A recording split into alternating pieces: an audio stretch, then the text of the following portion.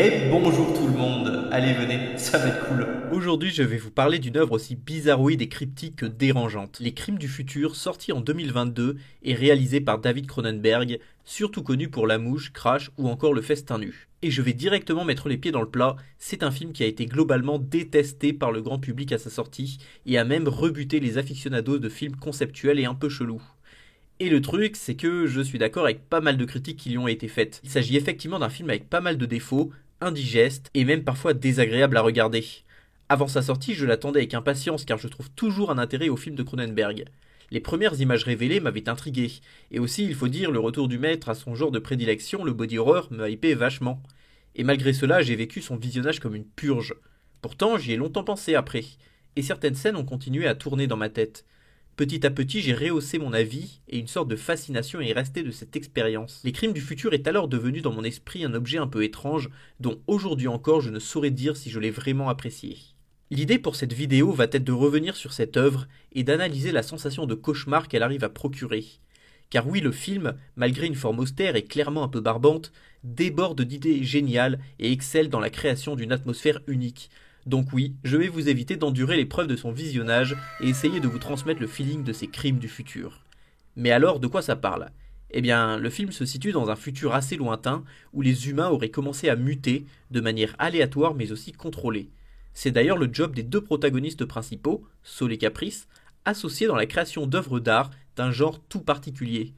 Leur pratique consiste en la performance d'opérations chirurgicales monstrueuses. De nouveaux organes sont créés à même le corps de leurs hôtes pour en être extraits puis exhibés lors de représentations d'art contemporain aussi millimétrées que malsaines. Maintenant qu'on a brièvement résumé le film, on va surtout s'intéresser aux éléments qu'il déploie pour construire son univers et qu'est-ce qui le rend aussi cauchemardesque. Parce que pour rappel, dans cette série de vidéos Onirisme, on s'intéresse à des objets qui parviennent à se rapprocher de la sensation du rêve. Et juste avant de commencer, je vous propose, si vous appréciez la vidéo, de me lâcher votre meilleur pouce bleu, voire même si vous êtes d'humeur généreuse, à vous abonner pour ne rien manquer des prochaines vidéos. Allez, sur ces belles paroles, c'est parti. Tout d'abord, j'aimerais parler du sentiment d'incertitude que parvient à installer le film. Que ce soit dans l'époque, les décors, dans les motivations et l'histoire des individus, tout semble flou et comme amputé volontairement d'un élément de contexte central. Les protagonistes semblent évoluer dans une succession d'espaces liminaux, très peu peuplés, ce qui suggère un monde qui se serait vidé de ses habitants pour une raison mystérieuse. De plus, lorsque l'on a affaire à des paysages urbains, ces derniers semblent poussiéreux, usés. Sans être délabrés pour autant, aucun ne semble avoir été construit ou même entretenu récemment. On a l'impression de cités dysfonctionnelles dans lesquelles la vie se serait renfermée sur elle-même et en proie à une lente nécrose. Mais lorsqu'il y a un peu plus de monde à l'écran, comme c'est notamment le cas pour les scènes de représentation artistique, on a la sensation que les personnages sont déconnectés les uns des autres, comme s'ils étaient tenus à distance émotionnellement et tentaient peut-être de se rapprocher par le biais de corps soudainement redevenus mystérieux. Le film commence par la scène d'une mère tuant son enfant car ayant muté. On observe ce dernier manger un récipient qu'on imagine être en métal ou en plastique. Le garçon et la mère habitent près d'une plage qui, pour une raison que je ne parviens pas à identifier vraiment, m'a rappelé celle sur laquelle échoue le personnage de Leonardo DiCaprio dans Inception. L'un des éléments centraux du film est la technologie si particulière déployée par le duo d'artistes pour leur performance chirurgicale. Je pense notamment à un appareil en forme de cocon dans lequel le corps de Saul en gestation va développer ses nouveaux organes. Au début du film, on nous la présente comme étant dysfonctionnelle car selon son hôte, elle ne parviendrait plus à anticiper sa douleur, ce qui confirme une sorte de relation symbiotique entre les deux. Pointe d'ironie absurde, ils feront appel à des réparateurs pour la remettre sur pied, comme s'il s'agissait de remettre en route le Wi-Fi. Dans le bestiaire des machines organiques, on a également une chaîne en os mouvante que l'on imagine peut-être reconfigurer la structure osseuse de Saul ou lui causer des douleurs ciblées nécessaires à son art. À un moment, Caprice qualifiera d'ailleurs l'un de ses appareils de pinceau à douleur. La technologie de cette époque est soit un peu vintage, soit mêlée d'éléments organiques et ce mélange de deux esthétiques, l'une rappelant le passé et l'autre évoquant un futur qu'on a du mal à imaginer être le nôtre, participe à l'incertitude générale. On ne sait si l'on observe notre futur ou celui d'une autre dimension. Cette esthétique m'a un peu rappelé celle de l'excellent jeu Scorn, à mi-chemin entre le body horror et le cyberpunk. Ces nouvelles technologies et la possibilité de mutation des corps impactent la société qui nous est présentée. On apprend que ces bouleversements ont donné naissance à de nouveaux vices, et donc à un nouveau département de la justice pour les anticiper, et donc anticiper avec eux les crimes qui y seront liés, soit ces fameux crimes du futur évoqués par le titre.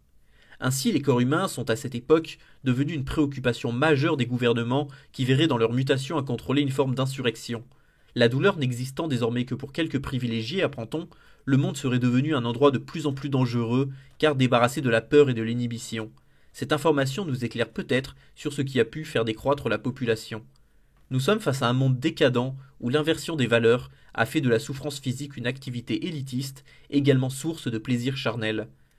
Cela montre que les habitants de ce futur se sont déconnectés de leur propre corps en cherchant à s'émanciper de la souffrance, nouvelle étape dans la quête constante de l'homme pour supprimer l'inconfort. Un dialogue intéressant entre deux membres du service d'enregistrement de nouveaux organes, la NVU, nous partage leur vision quant à ces derniers. L'un compare leur découverte à celle de nouveaux animaux, quand l'une la compare à celle d'un nouveau Picasso. Les parallèles avec l'art sont nombreux, et l'on sent tout du long une réflexion sur la création et son lien étroit avec la douleur, l'exhibition ou encore la surenchère pour capter et conserver l'intérêt du public. On insiste ainsi à plusieurs conversations qui se veulent philosophiques autour de l'art, de comment le définir, le juger, etc. etc. Bon, je vous avoue qu'à mon sens, ces passages sont l'un des gros défauts du film. Je les ai trouvés surfaits et un peu nombrilistes, comme si Cronenberg tentait de se justifier sur la pertinence de son œuvre, en plus de plomber le rythme de la narration. Bref, de nous donner envie de taper notre meilleure sieste au cinoche. Je vous rassure, vu comment était remplie la salle, je n'aurais pas dérangé grand monde avec mes ronflements. On assiste aussi à de longues scènes de discussion sur la mutation des organes où les personnages, parfois aussi perdus que nous, s'interrogent sur leur forme, leur sens philosophique, la manière dont ils vont évoluer. L'art de Saul et de Caprice est expérimental, ils en sont en quelque sorte des pionniers. Mais dans ce monde, contrairement souvent au nôtre, ce type d'art radical semble reconnu du grand public. Sommes-nous dans le fantasme d'un réalisateur atypique qui souhaiterait voir son œuvre plus largement appréciée ? On peut aussi y voir la fascination absolue de la société dépeinte dans le film pour ses mutations, résumée par la phrase « Surgery is the new sex ». La limite entre ces fascinations et les vices est fine, et certaines représentations iront à prendre une tournure illégale, justifiée par la nécessité de produire des œuvres toujours plus radicales. Ainsi, la dernière performance de Saul et Caprice consistera à l'extraction d'organes du corps de l'enfant tué par sa mère au début du film, qui aura été récupéré en dehors des circuits légaux. Si le film semble suivre une forme de linéarité dans sa narration, quelque chose dérange. Le temps semble s'écouler de manière aléatoire et même parfois se figer. L'alternance des scènes sombres est très éclairée et les longues scènes souterraines participent grandement à ce sentiment de déconnexion. Tout au long de ces crimes du futur, il m'a été difficile de me raccrocher à un élément connu et tangible. Nous sommes projetés dans un univers qui est finalement la somme de toutes les obsessions de Cronenberg, les métamorphoses de la chair, la souffrance, les pulsions enfouies et la déliquescence des êtres et des choses. Le réalisateur nous embarque dans un cauchemar qui, s'il est certes un peu nombriliste, est un concentré intense de bizarreries, regorgeant de trouvailles visuelles et conceptuelles passionnantes. Et vous, est-ce que vous êtes content de vivre au XXIe siècle ou auriez-vous préféré connaître ces crimes du futur afin de vous faire pousser un pancréas ou deux sur le torse ? Dites-le moi dans les commentaires et n'oubliez pas de liker, de vous abonner et de partager cette vidéo si vous avez aimé. Et sur ce, je vous dis à bientôt.